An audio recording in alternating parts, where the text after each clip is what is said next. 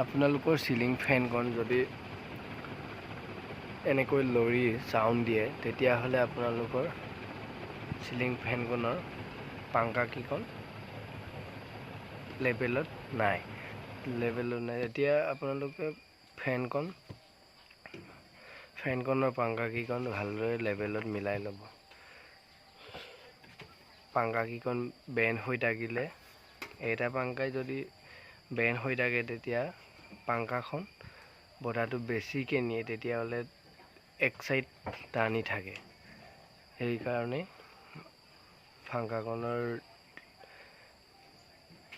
পাংখাখন হিলি থাকে আৰু চাউণ্ড দিয়ে। এইটো চাওক, আপোনালোকে এনেকৈ মিলাই ল'ব পাৰিব। মিলাই লোৱাৰ পাছত আপোনালোকে